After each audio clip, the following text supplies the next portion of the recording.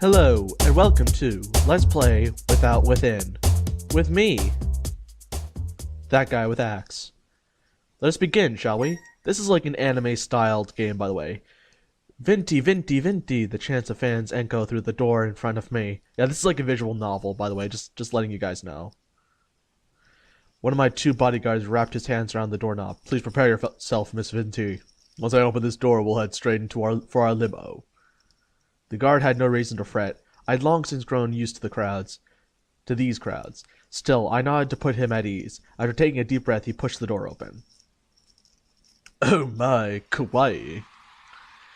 A crowd of hundreds raised their cameras as soon as I stepped out. My guards waved their arms to shoo them away. The red carpet was for me to walk on, after all. I blew a kiss for these starstruck peasants. God damn, I'm kind of facetious. Not facetious, stuck up. Miss Vinty, please let us hurry, the bodyguard said. Too bad for him, I stride along like a model on a catwalk. God damn it. Good to know I'm not vain. A group of reporters managed to worm through the crowd. They now tiptoed over my guards in hopes of scouring that exclusive. Vinty, how does it feel to have won another Calligrapher of the Year award?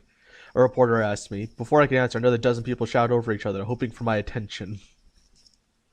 Vinty, may I get a photo with you? Can you sign an autograph for my kids? Two for me, of course. I can't believe I'm staying this close to Vinty. My fans stamped their duty shoes all over the carpet. Finally, my bodyguards pulled out their pepper spray to keep the fans in check. What? I'm pretty sure that's assault, but whatever. Iron Mail reached in my direction despite having sprayed him in his face. Rather admirable for a peasant. I extended my hand for the male fan to kiss. Unfortunately for him, he fainted at the sight of my perfectly polished nails. Dear Christ. I reached my limousine at last. My bodyguard opened the door for me, and as I climbed in, my trailing fans snapped as many photos as they could. Miss Vinty, Miss Vinty, the crowd chanted out my car window and pulled up. How odd. They never referred to me as Miss. Oh, my graceful present must have been too much for their sanity. These poor things. Miss Vinty, Miss Vinty. Oh. Yeah. Oh. Well, I was fun while it lasted. At least I got to ride in a limousine for a good 30 seconds. In real life, my only registered vehicle was, well, my 10-year-old bicycle. My apartment had no space for a car anyways. Actually, this single room with cracked walls might be an insult to the word apartment. Pull up those curtains, spectacular $1 view featuring a sewage pipe and a wall tainted with yellow.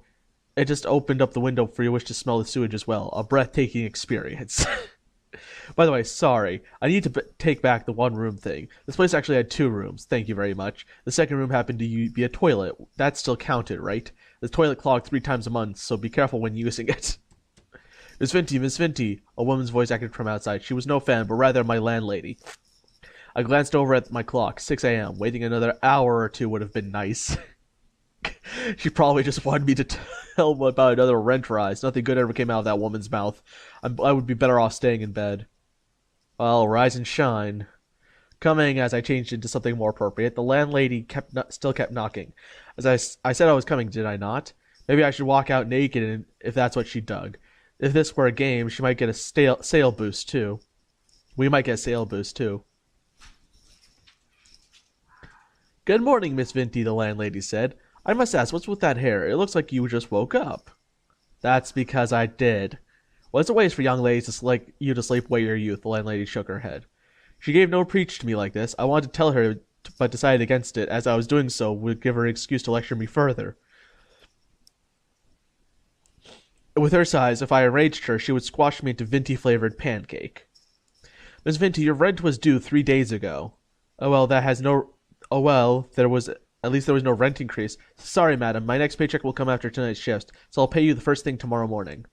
The landlady grunted. All right, just know if this keeps up, you'll have to find somewhere else to live. She spun around to leave. Once she disappeared behind my corridor, I kicked my door shut, causing a piece of cracked wall to fall off. I tried shoving the piece back into place. My effort resulted in more rag wall fragments geek off. Great, the landlady would make me pay for that next month. Once I became an accomplished calligrapher, she would beg for a chance to shine my shoe. Hey, I sounded a bit ranty before, but that was not ever my intention. A lot of famous people had humble beginnings. I would follow in their footsteps. First, I needed to be put in the work. So this is the game. Without Within. So I returned to the busiest street in my area, with calligraphy spread before me. I sat on the concrete, resting my back against the fence. Car horns glared behind me, mixed with people shouting at each other's mothers. The cars kept expelling fumes that made me choke. Just one of the many things I dealt with in this name of art. Pedestrians took up almost every inch of space in the street ahead. Surely this would be the day when someone spotted my talent. As always, no one afforded me anything more than a passing glance, and my will soon dwindled. Let me be honest. I never expect to be showered with praise by every head who passed here. What was that old saying? 10% of people you will reach out to will buy your work. I could live with that. Just even 1%. Anything, please, by zero. Anything, please, but zero. I want to scream at these people. They have no idea how much sweat I poured into these calligraphies. Persevere. I decided to keep my displeasures to myself. People often said patience would be rewarded. I wondered if my patience would ever become worthwhile. Shut up, dog. Just as I thought this, a man paused to look at my calligraphies. He had a bucket of fried chicken in hand. The smell made my mouth water. As the man eyed my works by one, I felt my cheeks heated up with anticipation. At last, someone who spared me more than a moment with my works. This must be my reward. The timing could hardly be more perfect. I summoned the courage to speak to the man, but he spoke first. You're charging for these? I managed a tiny nod. The man snorted. I would never hang these on my wall, even if you gave me them for me. Seriously, this is the most shameless display I've ever seen. Trolls online were one thing. Confronting one in real life was a rarity. Judging from the man's scrawny arms, I bet I could overpower him with ease. Then he would know just how big of a blunder he made. Restrain. I'm not going to jail. Folks always said to ignore trolls. I clenched my teeth and stayed put. After chuckling in my face, the man started off. Determined to prove him wrong, I continued to sit and wait for potential customers. Another 1,000 people walked by without sparing me a look. Lingering here any longer would be a waste of time. I packed my things. I insisted on leaving because my part-time job started in an hour. Deep inside, I knew the man's word had rocked my confidence. Giving up on calligraphy mean I have wasted all this time over nothing. Yet if I lacked the gift, persevering might make these things worse. Tears welled in my eyes as I clenched my fist to hold them back. This is sad. Jesus. Like, first it was just like, okay, this girl's obviously very vain, but then you have reason to be vain. Because, like, she's kind of, like, wasting her life, I guess you could say, on this. Unless this somehow turns out to be something in the game, then, of course, it wasn't a waste, but till now it's a waste. Speaking of tears, I heard a kid crying within the crowd. Looked like we had a lost child on our hands. Some pedestrians shot him glances, but none of them offered more than that. Oh, dicks. These really were horrible people. To cheer myself up, I told myself I would never want my calligraphies to be owned by people like that. I should help the kid, but that would mean being late for my job. I'd have to ignore because rent. Sorry, kid. Miss Vinty had a job to go to. Convincing myself that another person would help him, I headed off to work. Next morning, the kid from yesterday appeared on the news. The reporter announced that he had gone missing. Oh. I feel like a dick now. Guilt seized my heart and threatened to crush it. I ended up being just as selfish as the people I had criticized. A whole life like me had no right to dream about success. I could never return to that place without being tormented by remorse. And so my little stint as an artist came to an end. What? Bad end. That's horseshit.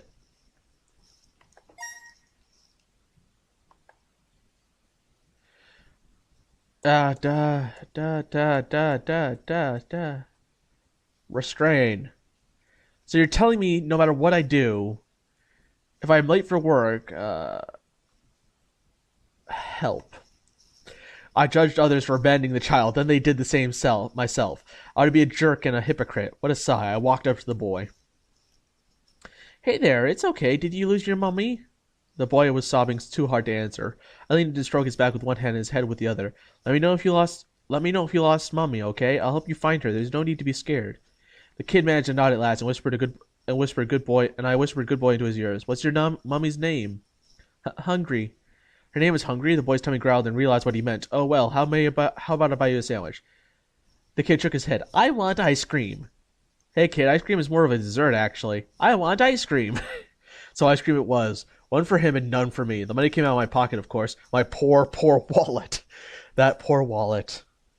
At least this kid could have eaten the whole thing rather than let half of it melt on his shirt.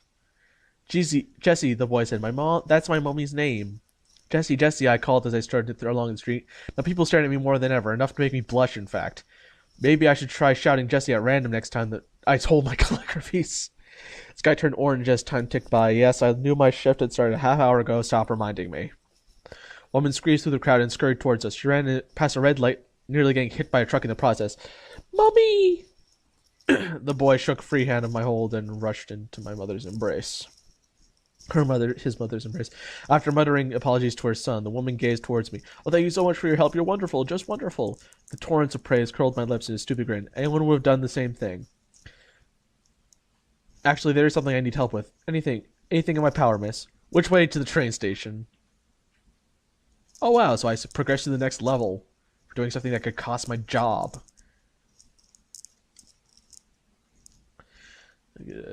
Stealth mode switched on. They called me Ninja Vinty for a reason. Miss Vinty, the voice. Yeah, right. You're as bad as a ninja as Naruto. Sorry I'm late. I wanted to explain. My boss glared at me. My tongue slurred out a bunch of syllables. My explanation was somewhere in there. Probably. Maybe.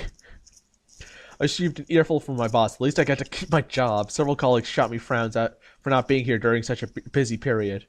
In the end, I took all the blame without complaint. Well, at one point, I locked myself in the toilet and screamed into the bowl. I may or may also have fantasized about dunking my workmate's head into the toilet. That was for me alone to know, though. At least I earned the paycheck needed to keep my landlady quiet for another month. As for a month after that, we would see what when the time came. All I wanted to do was pursue my art, but reality kept pressuring me towards finding a second job. On my way home, I spotted a banner from an upcoming visual novel named Princess Aria. The game had bonked me hyped on every forum I knew. Amazing art along with a cast of famous voice actors. The writer and composer were big names, too.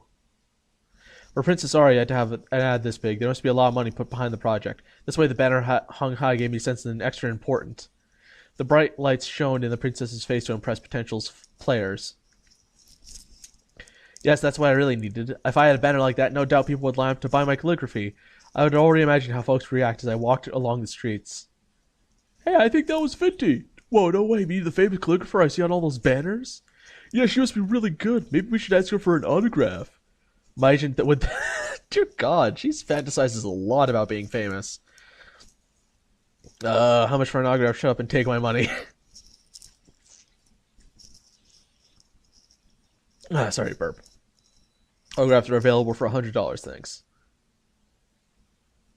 That'd be $100, thanks, the game shop's owner said. Princess Aria cost twice what I predicted. If I bought the game, I would have too little left for rent. I opened my wallet hoping that there might be more cash on hand than I realized. Turned out I had less, actually. I hung my head and the storekeeper sighed.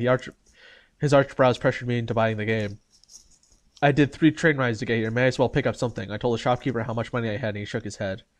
Store owner pulled a different game from under his table and brushed the dust on it so I could see the cover.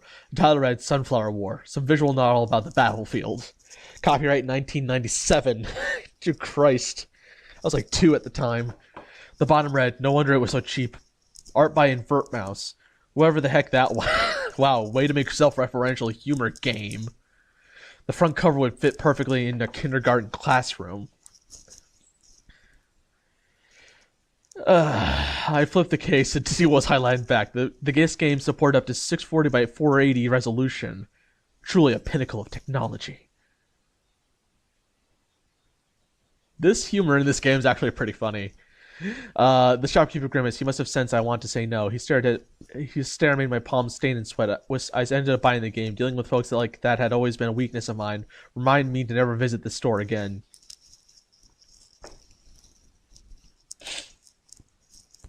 So I guess each one has a loading screen in between.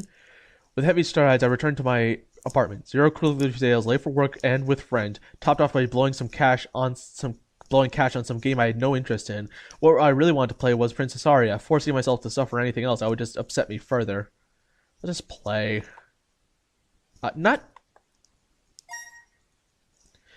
Yes, actually. I want to replace the existing file.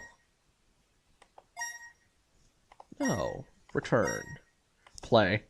I did spend money on Sunflower War. Might as well give it a go. The day left me pretty drained, so the relic of this game would be a good job putting me to sleep.